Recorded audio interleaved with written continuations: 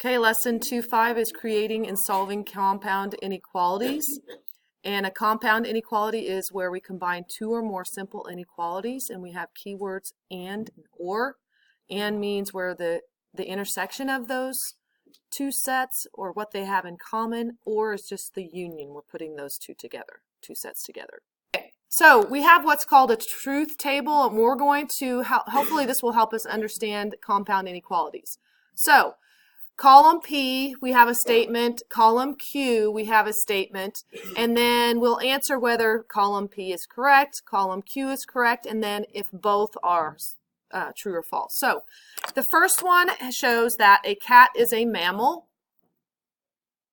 And then Q is green is a color. So for P, which is a cat is a mammal, is a cat a mammal?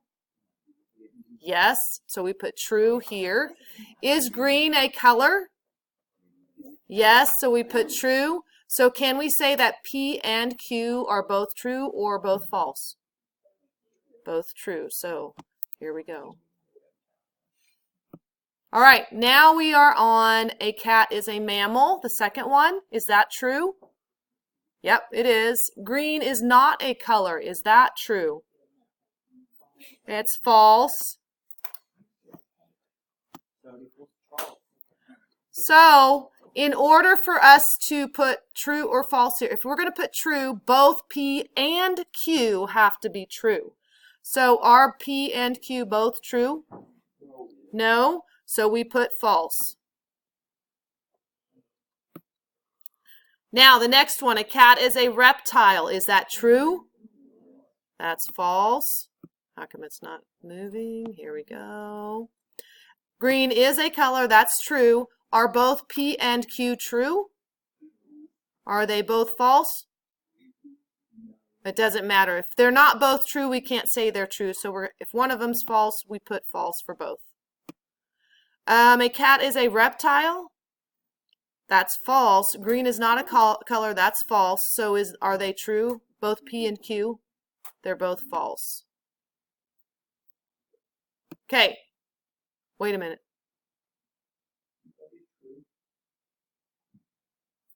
Let's check. Okay, so here's what in order for us to say true, both have to be true.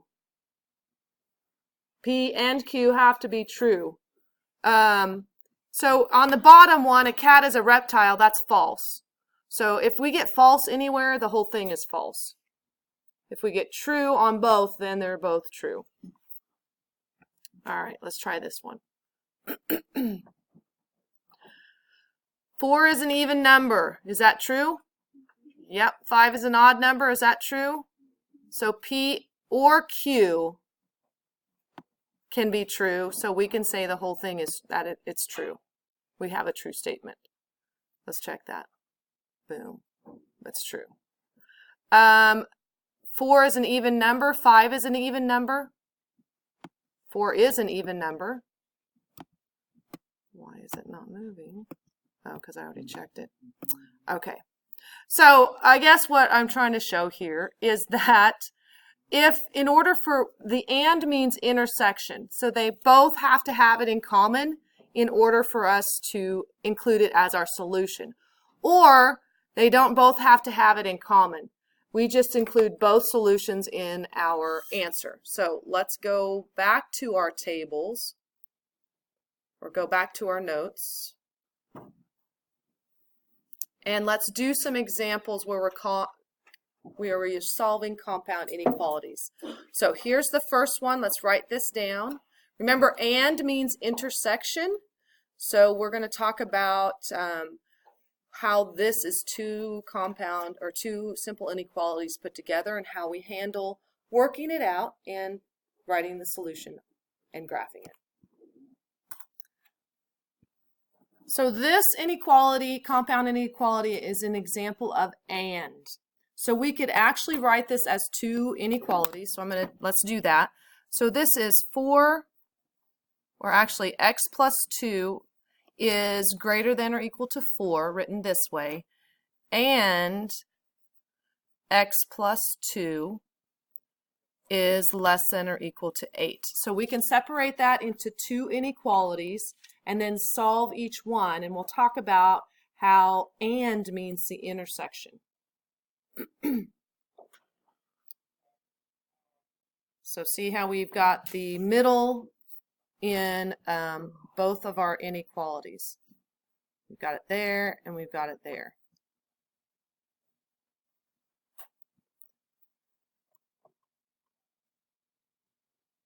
So on the right, where I've got 4 is less than or equal to x plus 2, I want to isolate x.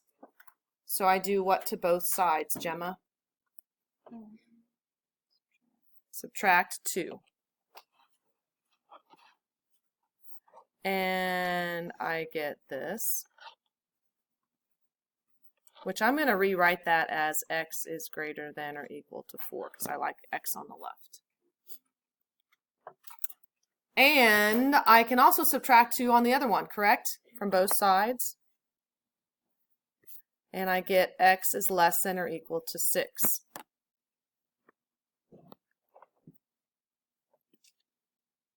Wait, why are we at 4? Oh, it should be.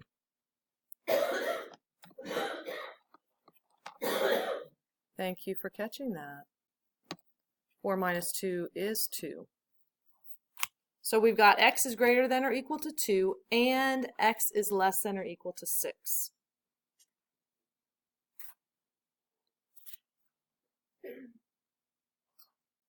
Okay, so I'm going to do a number line for all three. I'm going to do each one separately, and then we'll talk about our solution.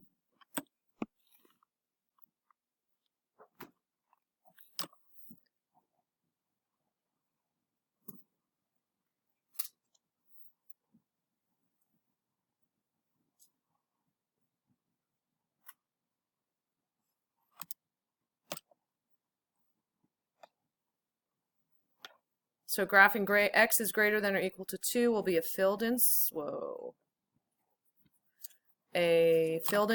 at 2. Let me go a different color. And then which direction, right or left, Tawny?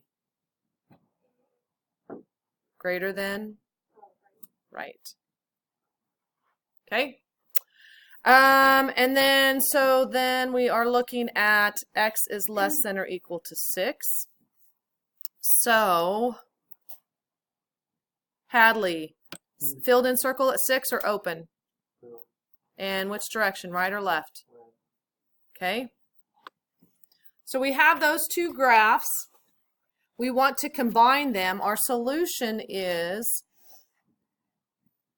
x is greater than or equal to 2 and x is less than or equal to 6. So we're looking for where those graphs intersect or overlap.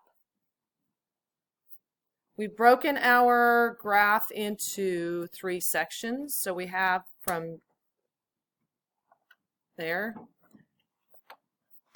and there.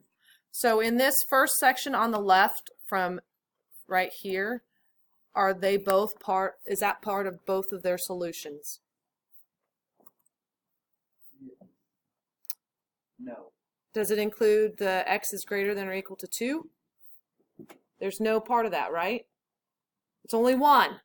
The only one that has a solution in here is the second graph, correct? In this section, the only graph that has a solution in that section is the one on the top. Here is where they both have a solution, correct? So that's the intersection. So our graphing will be filled in circle at 2, filled in circle at 6, and everything in between, because that's where they intersect. That's what they have in common. And that's what and means when we're talking about a solution set or solving compound inequalities. So to put this back into the original form where we had this, we're going to put x in the middle. We know x is less than or equal to 6, and it's going to be greater than or equal to 2. So I've got to keep this so that as I read from right to left, that I have greater than or equal to 2. So here's the inequality solution. Here is the graph solution. Okay, so if an inequality, a compound inequality appears like this, it is automatically and. We know it is. So in the first example, I had you separate it into two inequalities and then can combine it with the word and. We can actually just do a shortcut and leave it as it is. Whatever we do to the middle of our graph or of our inequality, right here, we do to both the outside, the left and the right. So when we have 2x plus 3, I want to get x by itself. Nolan, what's the first thing I have to do to get? Subtract 3. So if I subtract 3 in the middle, I have to subtract 3 on the left and on the right. And then simplify 3 places.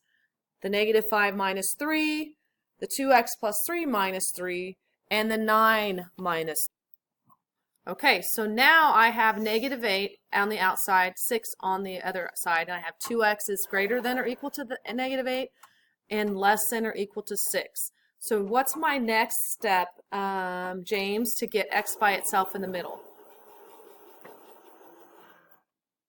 Need to get rid of that 2. Divide whatever I do in the middle, I've got to do to the outside. So I'm going to divide this by 2 to get rid of that 2 there. So I've got to divide all the other terms by 2 and simplify. All right, so the first graph is going to be this part. X is less than or equal to 3.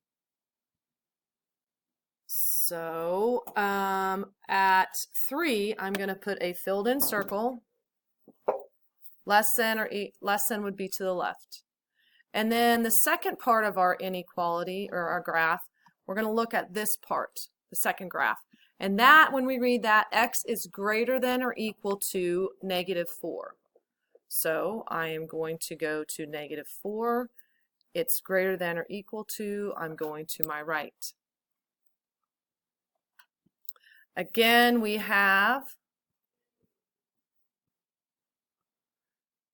our graph divided into 3 sections here. On this section, do they both have a solution? Nope, only the top one.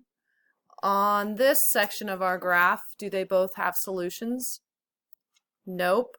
It's just in the middle where they both share solutions. So that's what we want to write as our solution set, or show as our solution set on our graph.